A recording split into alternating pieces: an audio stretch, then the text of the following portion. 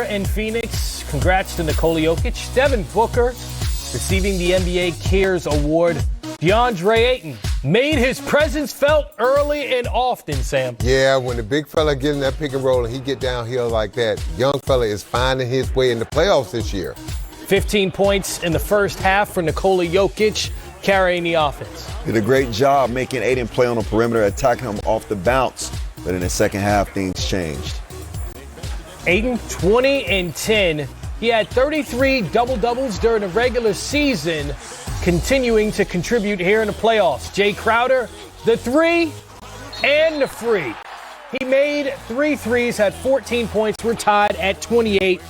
Michael Porter Jr., 12 points in the first half. Mismatch, shoots right over Chris Paul. Devin Booker missed just 4 shots, a work of art. Call that patience and peace with your game. Let the guy fly by and shoot your shot. Then Booker in transition. The nice dish inside to Mikal Bridges. 1-point game late in the second. Campazzo left open, makes a deposit. Nikola Jokic also for 3. And Denver in control at the break, ahead by 1. It's early in the third quarter where it looks like the Nuggets started to pull away. Sam, this is the point in the game in which Chuck says, I don't know if my sons have enough to play with them. And what did he say that for? Because they must have been listening. And we didn't say that on cue. Bridges, cross-court pass from Booker for a 3. And then you look at this type of patience and passing and moving the ball right here. DeAndre Ayton see a wide-open lane, dives for an and 1. And this is right here. When this young man is dancing, Earl Watson saw that a lot when he was teaching him that right there. Coach, did you teach him that step-back fadeaway 3? Hey, Coach, I don't think any coach can teach a player. They just pull the best out of him, but he plays at peace with his game. And they created a lot of deflections and created a different tempo, which Denver could not maintain. They went on a 16-0 run, closed out the third quarter on a 25-7 run in the fourth. CP3 did not miss, a perfect 6 for 6. He scored 21 points. It's the most that he scored in this postseason. Looks healthy to me, Sam. Not bad for a one-arm man, right? The one-arm assist here to DeAndre Ayton, CP3, 11 assists, just 1 turnover, closing the door, and the Suns run away with it after being down by 8 in the third quarter. They win it by 17, 122 to 105, your final score.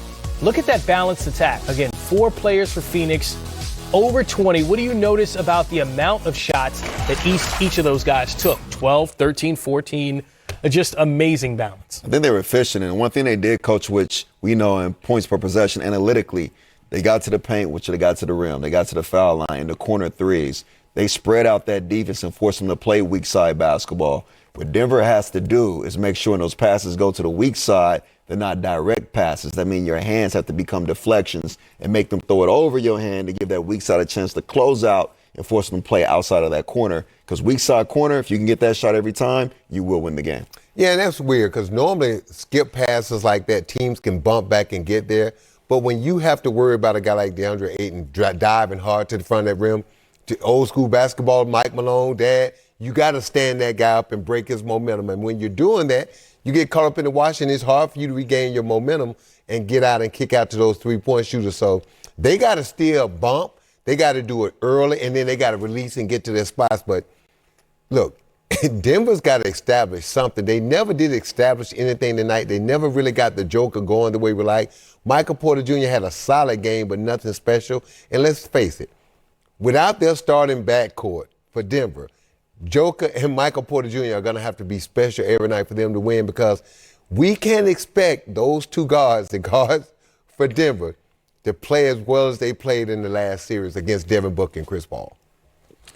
Chris Paul, over his last 2 games, has 23 assists and just 2 turnovers. Over his last 4 games, he has 38 assists and just 4 turnovers. I think that's pretty good. Next is David Brand with the Associated Press and Dwayne Rankin.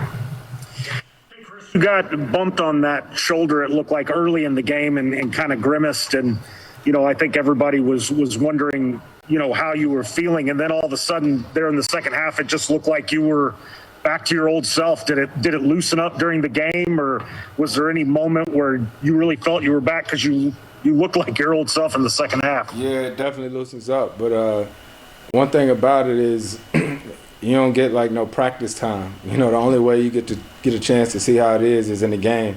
And so, yeah, it was good. It was fun to get out there and be involved. You know, that last series sort of, that was tough, but I'm glad to be back helping the team. Next is Dwayne Rankin with the Arizona Republic, followed by Kellen Olson. You guys ended the third on a 28-9 run that extended to a 42-14 run into the fourth. What was working for you guys during that stretch? Just playing with pace. They got a nice little lead on us there in the third quarter, but you know, with our team and with the crowd, this crowd is crazy. It's crazy to have the fans in there, the energy. It's nothing like it. You know, and I told the guys this is why we fought so hard during the regular season to get home court advantage, and I think we truly had that with our fan base here. Next is Kellen Olson with Arizona Sports, followed by Greg Moore. Chris, with the way they're defending you and Devin, they're almost challenging you guys as a team to move the ball well. You guys certainly did tonight. What were you seeing that was working for you guys offensively? Just find the open man. That's what I said. Like all season long, we have a team. You know, so if you try to take one of us out or whatnot, we make the right play. Who you gonna leave open? You know what I mean? Like Kale is cash. Jay is cash. I can keep going on, and that's the benefits of having a team. Next is Greg Moore with the Arizona Republic, followed by Gina Mizell. Hey, Chris, man, congratulations on the win. It's Greg Moore, Arizona Republic. Back to that run, man. You got to play anything that stands out to you when you think back on it. Now you had a runner in the lane. DeAndre hit that crazy lefty floater runner finger roll. And then also you guys had a lot on defense. But what did you see, man? You were out there. What did you see? I don't know. I wasn't out there to end the third. You know, it's just our team is like that, man. I'm telling you, it's fun to be on a team when, you know, we talk about it. It's almost like wrestling. It's like you tagging in. You know, you go out the game and there's no drop off. It's just another unit coming in that's just keeping pressure on you. And I think that's the benefits of having a team like we have and having Campaign and all these guys.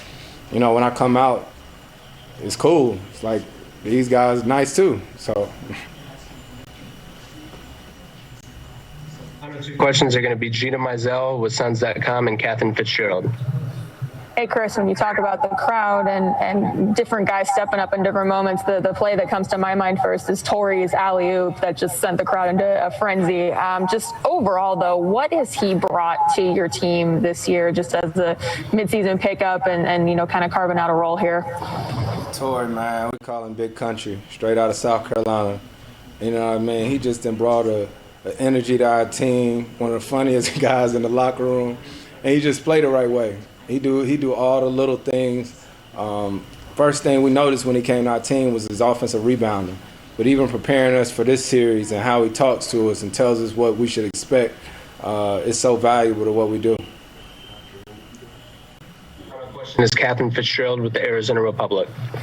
Hey, Chris, sticking on the theme of moments, Lonnie mentioned a few moments for Mikal in particular. I was wondering what you saw out of him tonight and if there were any moments that really stood out to you. Cal hit a big three in the second half, but I tell you, we really like brothers because we can say just about anything to each other, and I love that about him.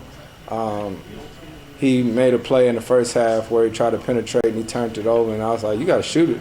You got to shoot it. And Cal is, I mean, he one of the best 3-and-D, not just three, just whatever, in defense in the league, and glad he's on our team. Thank you for the time. All right. No problem.